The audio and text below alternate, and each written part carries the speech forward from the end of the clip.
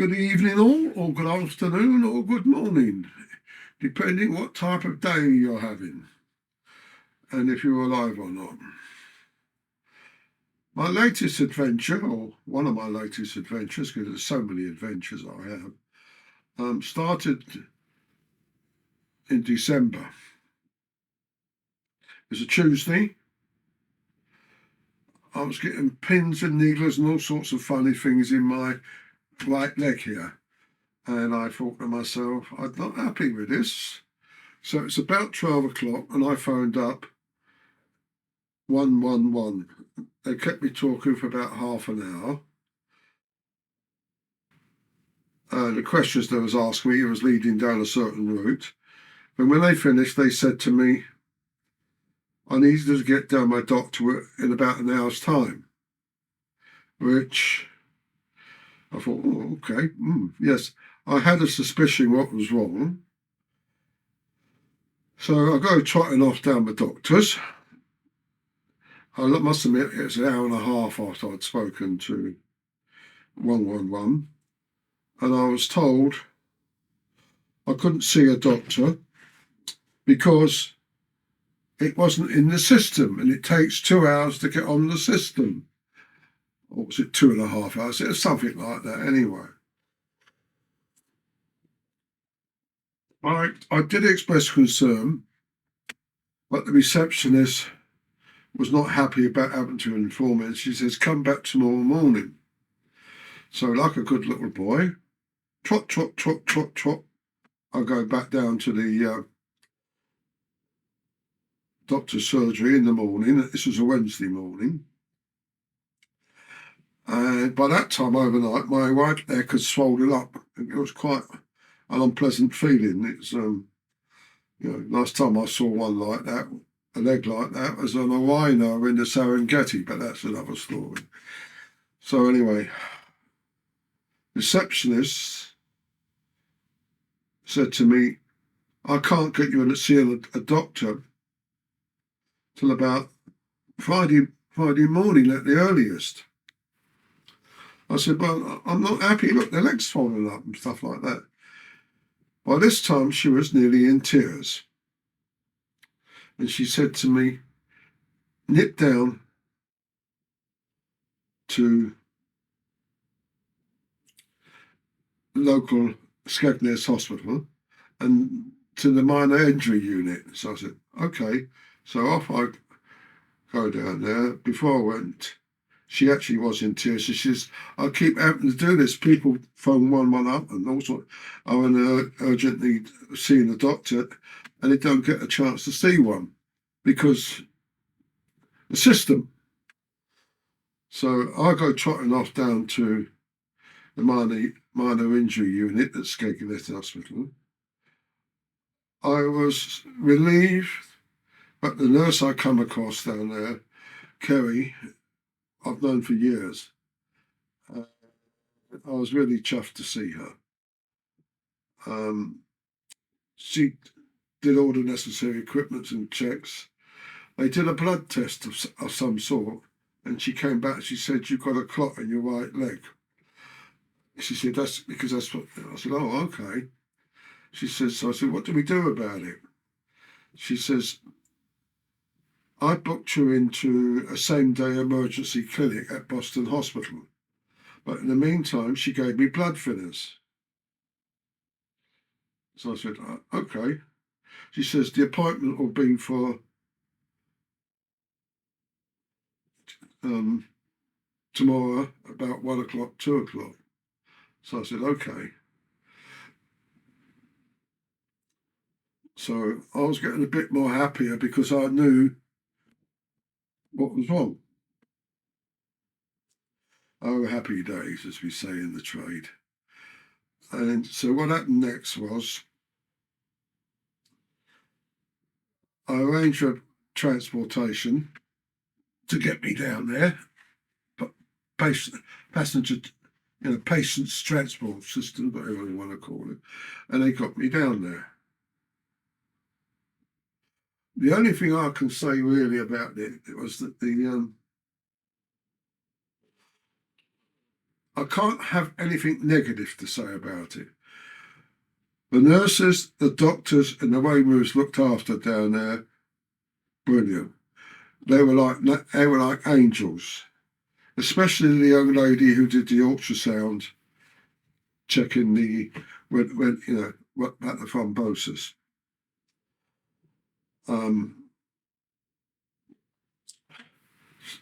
So anyway, the other good thing about it, we were looked after amazing in there, and they kept coming round every hour and a half. Are you hungry? Do you want something to eat? Do you want tea, coffee, or anything? And it was all free, which made life a lot better for us. But also the way we were being treated was fantastic. Angels. I had a long chat to the doctor. He is putting my mind at rest because he says whatever's happening before anything started to go silly. They then told me, we're sending you home now. We've got transportation waiting for you outside. So I thought, oh, that's good. So they popped me in a wheelchair and took me out there, bundled me in the ambulance, and off I come home. So I get home and I saw the receptionist on the Friday with a box of chocolates, thanking her for what she did. And she told me it keeps happening. Patients need to see a doctor and we can't get them a doctor. So I said, okay. They had me booked in to see a couple of out-of-house doctors who got me stuff to put on my legs, because both my legs were swollen up and there was itchy and all sorts of, and gone bright red. The first doctor I went to see, he said two things to me. He said to me, right, you got an infection there as well. So they got me a big jar of stuff, and it was a large thing, and rub it in all the time and stuff like that, and that'll ease it. And I'll be honest with you, it did ease up a lot. And the other thing he said, you need a compressor stocking, whatever they call them. So I thought, oh. And I go trotting off. I go down the pharmacy and I say to them, I need a, and they said, no, I can't help you. You've got to get a prescription from the doctor. Sorry to say, I just gave up in the end trying to see a doctor. I was getting a runaround. I saw another doctor out of our service. He was very good as well. He put my mind at rest and stuff like that. So I coasted along. In February, about on a Friday night, I got it all wrong there. I get confused at my age, doesn't help much. At 2 o'clock on Friday morning, I started getting pains in my chest. So I thought, shit, I don't know. Sorry for the word, I didn't say it. I shall bleep it. Anyway, so I phoned up an ambulance. They did all the checks of everything.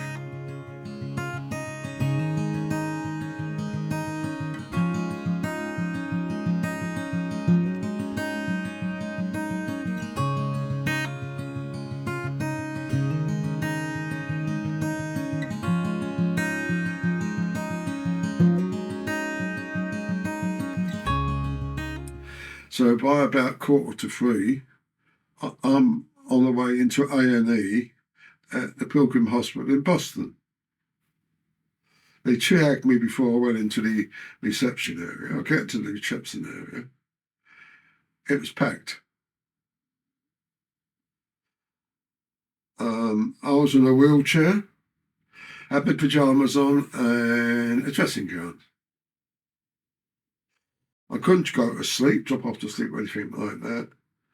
It took a while to see a doctor. They kept coming round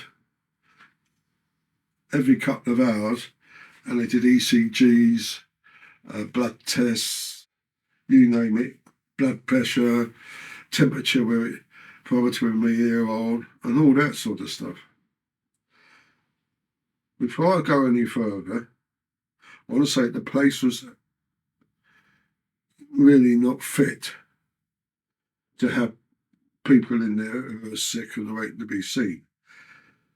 It was so crowded in there, you couldn't see the floor because people were all jammed up. And the other thing was, say a nurse called your name,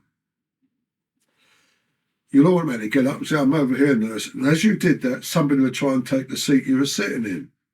It was that bad. If anybody went to the toilet, boom, their seat was gone. I was in a wheelchair and I was watching this and it did make me a bit, so when I wanted to go to the toilet, which was quite often, I got a nurse to wheel me in there and I wheeled myself, I got myself out. So my chair didn't get stolen or anything like that. I was very suspicious. I felt like the majority of the problem in A&E was the patients and their relatives, the way that was carrying on. Right. The next thing is the nurses. The nurses, once again, what I was experiencing, what I was watching, they were like angels. The way they were going around, monitoring everybody they could. This is in the reception area, right, which is jam solid. There must have been nearly 100 people in there. There was one Indian nurse who sort of like she didn't walk, she glided everywhere. And she was at the right place at the right time when somebody needed it. I thought that was brilliant. And we had a person collapse in emergency. He collapsed in front of me. Fell out of the chair he was sitting in and fell down on straight in front of me. What I was surprised about there was, one, the nurses were there like a shot with all the necessary equipment doing what was necessary. But the thing that I felt was disgusting was I tried to move my chair back and I kept being pushed forward, trying to be pushed forward. And the amount of people there with their little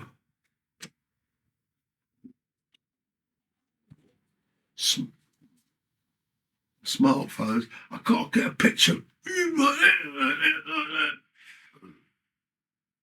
You know, why?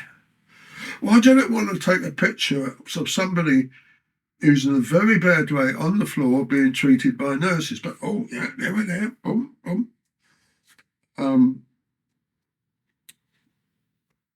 It was a bit of a shock there. When I was taken into the A&E area itself, went in there 2 or 3 times. That was also jam solid. But once again, what I noticed, the doctors, the nurses,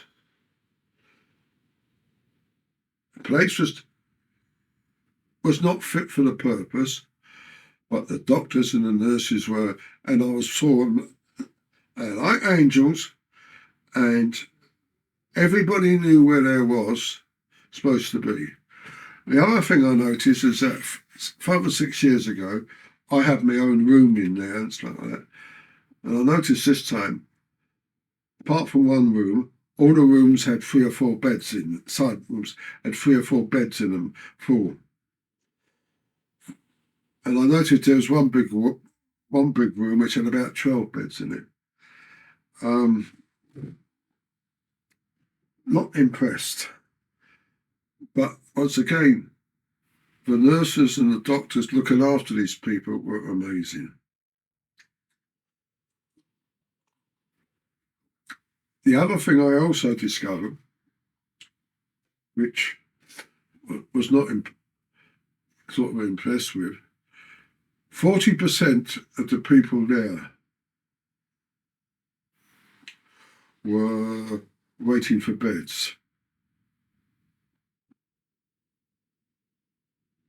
Not good. As I said, they couldn't find a room to examine me or anything like that, and it ended up the only rooms they could find were outside A&E. What I liked about the doctors who spoke to me was the fact that they were completely open, telling me exactly what the problems I could have and everything like that. So I knew exactly where I stood.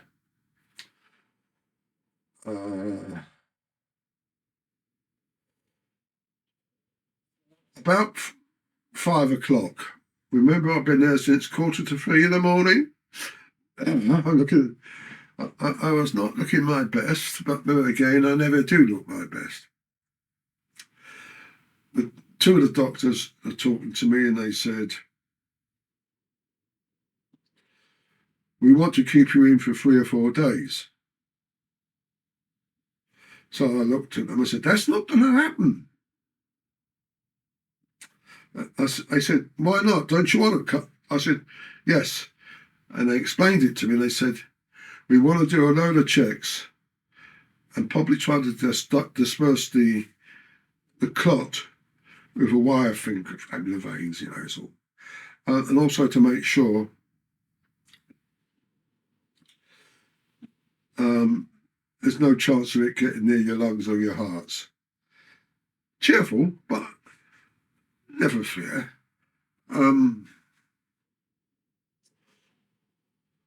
One of the things I did appreciate, a friend of mine who was seeing her husband up in intensive care knew I was downstairs because I'd sent her a message, and she came down to make sure I was okay. To see a friendly face made a lot of difference. Otherwise, I'd by myself.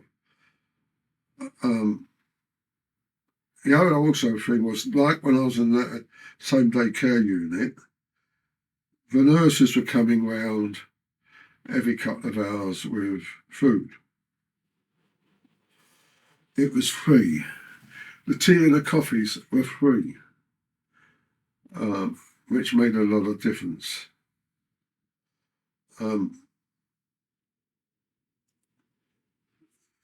About 6 o'clock, 6:30, I got 3 doctors.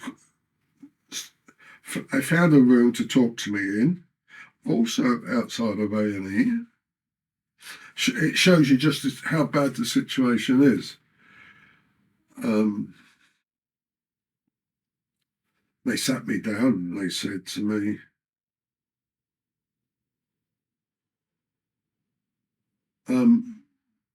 "You were right, we couldn't get you a bed, even though we used every way we knew to get you one, but they just wouldn't let us have one." So I said, "Okay, never fear, I'm a happy soul."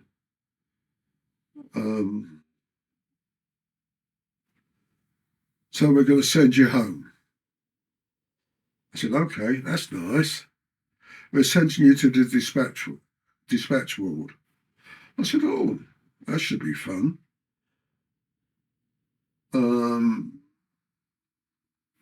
In hindsight, I wish I'd stayed where I was, but never fear. I'd been a lot better looked after from where I went to. So, but just at 7 o'clock, I'm up in the dispatch ward. Oh, don't ask about that.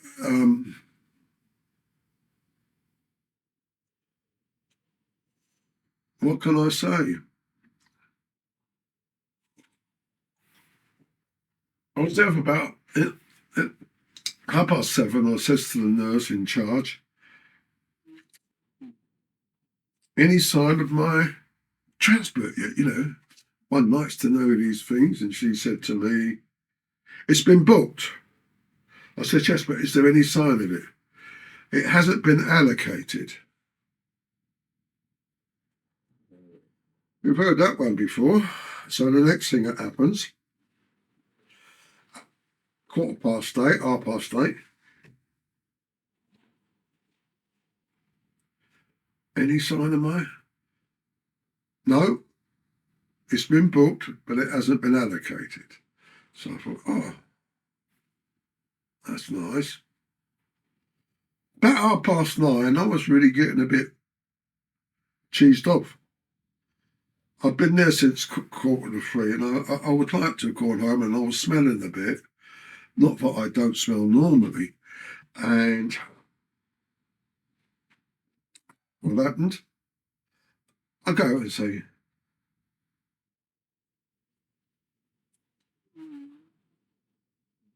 "Was any transport sign?" She says, "No." So I said, "Okay."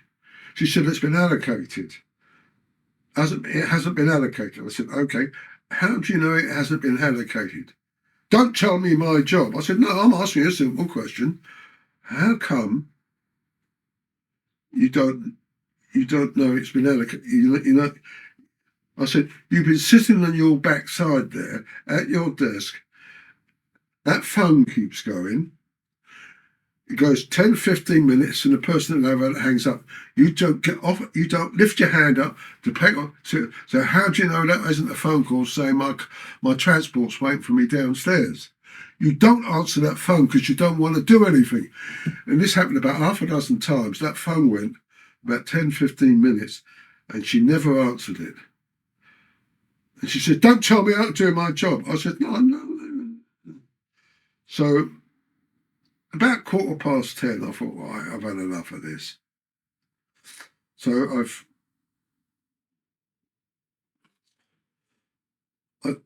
I had my mobile phone on me, and I had my mate Jeff's telephone number. So I asked, "Can somebody put my mate's telephone number on my smartphone?" "We don't do that sort of thing. It's not part of our remit." I said, "Okay, I was just asking." I'd like to point out at this time, I wasn't the only person having problems like this, but I was the only person in the position to do it, say anything. A little nurse comes up and says, "I'll do it for you." So she goes, puts my mate's number on my phone. I then phone him up, and this big nurse turns around and says to me, "What you doing?" I says, "I'm phoning my mate up to pick me up." "You can't do that because you've got transport booked." I said, "Yes, but it hasn't been allocated yet, so all you got to do is tell them not to bother anymore." So I phoned my mate up. He's going to be there in 20 minutes, 20 to 30 minutes. I must admit I was quite immobile at that time. So she says, "Well, you can't go. You've got to stay here." I said, "No, I'm coming." She says, "Why do you think you're going to get downstairs?" I says, "I'll crawl if I have to." The little nurse then comes up and says, "I'll get you a wheelchair." And she took me downstairs to outpatients reception area, and my mate turned up to pick me up. There was one other incident on the way down there. I got stuck in the lift, but that's another story. That's just part of life pattern, isn't it?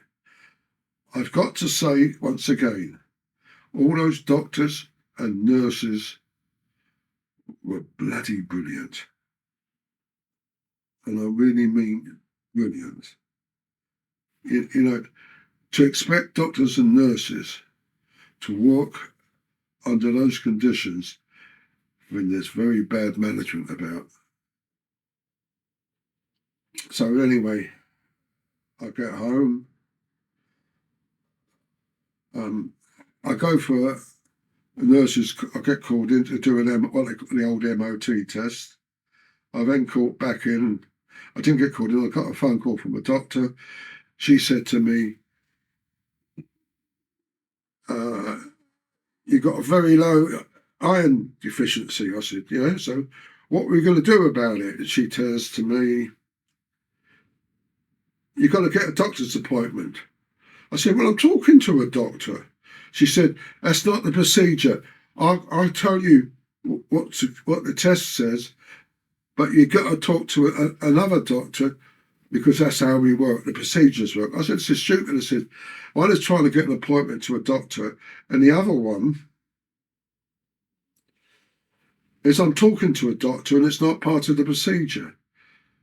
And all you're doing is just telling me what's wrong. And there's a few other things she went on. And all I kept getting was, it's not my procedure. I was shown the notes that she wrote, and it was nothing like what I said about procedures, anything like that. I was quite upset. I managed to see somebody about a week later. This is not good. Anything, can happen in that time. And he told me exactly what's going on. And he put me on 4X acid tablets, whatever you call them, for the iron deficiency problem and 1 or 2 other things. The other thing which also happened was on that weekend, I saw him on Wednesday. On Friday, I came home, went to the toilet, and I was peeing blood. That was an interesting thing. Hammer would have been proud. Anyway, I do that. I get somebody to take me down to minor injuries. All I can say, once again, my favourite doctor there, my favourite nurse was there, but there was no doctors because the doctors had gone sick. There was no doctors in the hospital, and there was no doctors in the minor injury. Anyway, so that was a bit of a joke. While I was in the waiting room, I started having a turn, and I went and told the receptionist, and she got me, and a little nurse called Charlotte came out, and she was little compared with me, and she got me a bed made up in the A&E area and laid me out on the bed. They made sure I was okay. I wanted a urine test. More blood came out. But half hour later, there's no blood at all. They've done whatever necessary. And one of the nurse practitioner, they call them, called Vanessa, came in. Bloody brilliant she was with me. Because, I was a bit, I'm not very happy. And she calmed me down completely.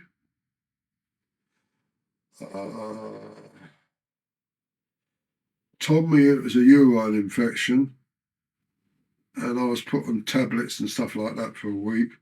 It all cleared up, no more problems. Right, now for the fun.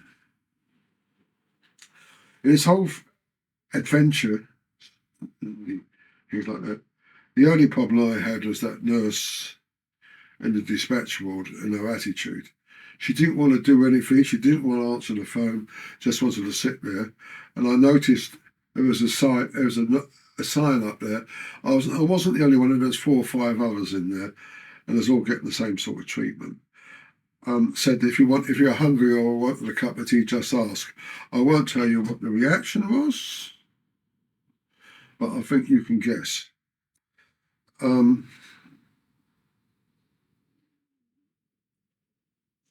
There's 1 or 2 occasions when I sort of hit panic mode. But the vast majority of the time, I felt I was sitting back as an observer, watching myself being passed from one to the other, like an observer. That's what kept me going in the A&E area. But I was just watching what was going on all around me. As I said, one of the problems down there is the patients and their relatives.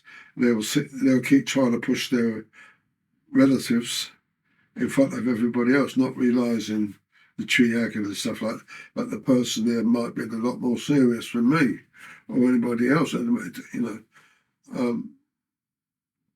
After they've done the ECGs, there's no problem. But I just felt like I was an observer. I wasn't uneasy, like some people would have been. As I said, there was a couple of panics. I lost my temper with a nurse in dispatch ward because, we don't need that, if you know what I mean.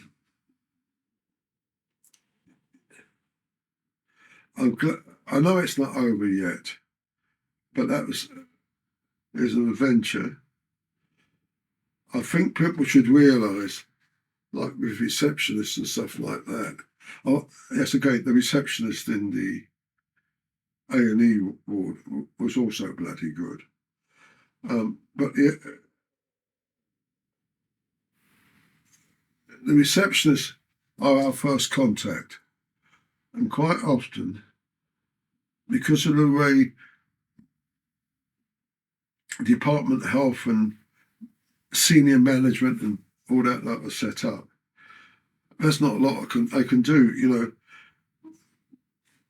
It's 8 o'clock in the morning phoning up for doctors.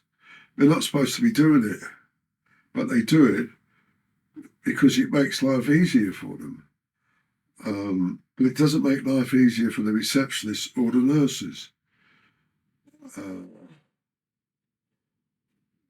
this idea of doing procedures, I have passed comment on that, and that's being looked into because that should never have happened. I should have been told by that doctor what was going to happen, and I made it clear. I kept saying to her, "Now, what are we going to do about it? What have I got to do, and what you've got to do?" Still haven't got my compression bandage yet for my leg, but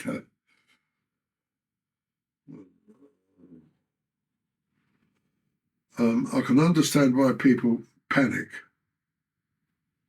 especially with A&E. It helps to know everything you need to know, but don't blame A&E staff for what happens to you.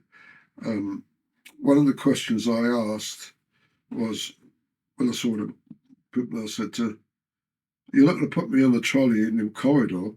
And they said, "No, we don't do that now. We don't want to do it. We'll find other ways to do something," which in a way cramps people up in rooms, feel free on 3 beds in a room when there should only be one in there. But a lot of the people I saw in there, and especially out here in the area, looked a lot iller than I felt, if you know what I mean. And you can't push your way in front of stuff like that. But the nurses, the doctors are great. And I think one of the best laughs I had in there was that the doctors who saw me at the end, there was 3 of them, and and I must admit, it took about 15 minutes after they'd been talking to me what was about it. One was a Jordanian, one was Egyptian, and the last one was a Palestinian. And all 3 were surprised that I knew the history of Palestine. You don't experience what I've experienced, but I'm now home. My swelling's going down, and I can go and make a cup of tea whenever I want to. So farewell, children, everywhere.